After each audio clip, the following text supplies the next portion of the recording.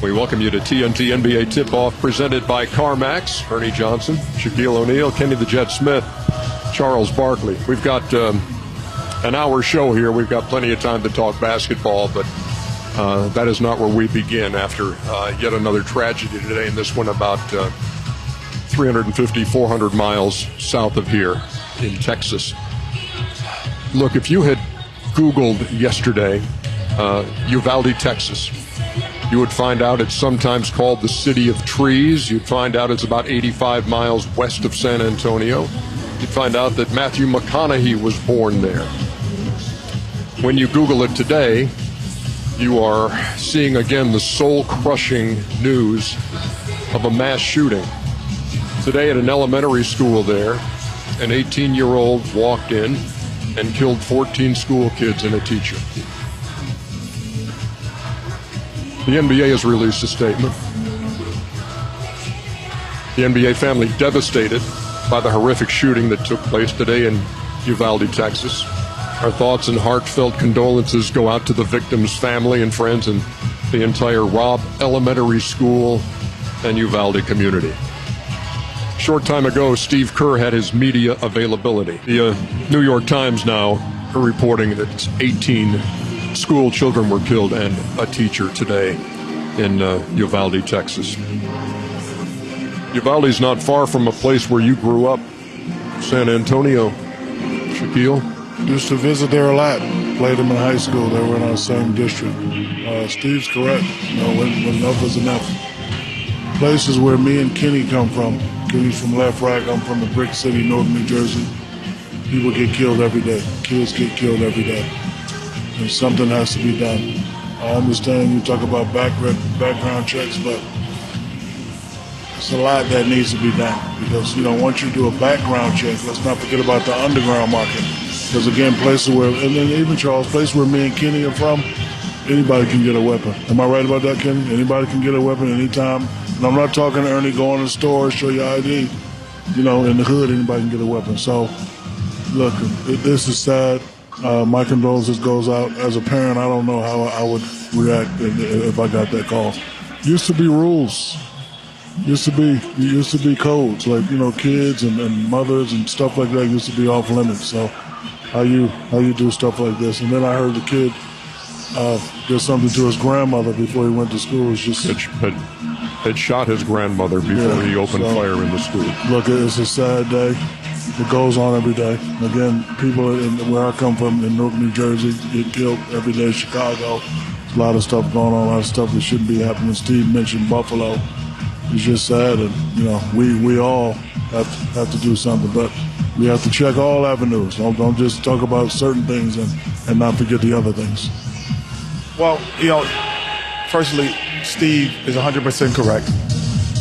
And those who don't know, research Steve Kerr in the background where he comes from and why he feels so differently about certain things.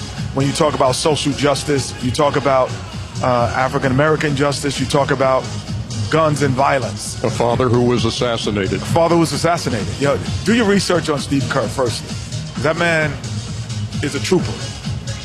Always admired him, played with him in the World Games, was my roommate in the World Games, one of my favorite people in the world, firstly. Secondly, the demonic mind is illogical. So you can't put logic to how that happened. There is no logic to demonic. So there is no, oh, he wasn't in the right mind, he was demonic. Let's start there. That's a demonic act to walk into an elementary school and do the things that he's done. And, you know, so we just got to pray for the families. And we have to understand where this country is right now in terms of mental health, physical health, and, as Steve said, the availability to get armed weapons. Been a rough couple weeks, man. It has, Joe. It's been a rough couple weeks. That thing in Buffalo shook everybody up. This thing today shook us up. And what's heartbreaking to me in both instances, what is making young kids do this stuff? That's what's scared. These last two attacks were carried out by young kids. What is happening in your life at 17, 18 years old that makes you so angry that you react like this? It should be hard to get guns. It's way too easy to get guns. The ghost gun thing is a big issue in this country. And our politicians, they are the worst example we can follow. This notion that every single thing that happens in the world, we have to vote among party lines, no matter what the subject is. I'm a Democrat, I'm a Republican, I'm going to go with my team. Instead of representing the people, you're supposed to represent all the people. Even if you win an election, that don't mean you try to screw the other people who didn't vote for you. You're supposed to work for everybody. But this stuff, man, I never want to get numb to it, because you got grandkids, I got grandkids, you got young kids, you got young kids. You send them to school, you think like, you never used to think when you send your kids to school something bad was going to happen. But you go back to Sandy Hook, and now it's happening years later, man. It's just really heartbreaking. And my thoughts are with all those parents out there and grandparents, because, man, you send your kids to school, they're supposed to be safe. Chuck, you're absolutely right. And look, my wife and I raised 6 kids and sent them to school, and your daughter's a teacher, and there was never an incident. There was never anything like that. And as they were growing up, and now, I have 4 grandkids. I have a daughter who's a high school teacher, and it scares the devil out of me. It just because it used I can't look at it again. I can't see another CNN report that says this has happened. And you think about 14 or 16, 18 school kids. At elementary school. But you think about it too, Ernie. Sometimes it used to be like, well, they got caught in the wrong place at the wrong time. School is never the wrong place. And especially with young kids. And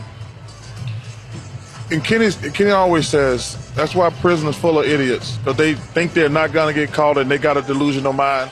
We can't even try to make sense about Buffalo or what happened today, because there's nothing anybody can say to you, say, I understood why he did it, because it's inexcusable. And it's just a sad day for our country. It's just evil.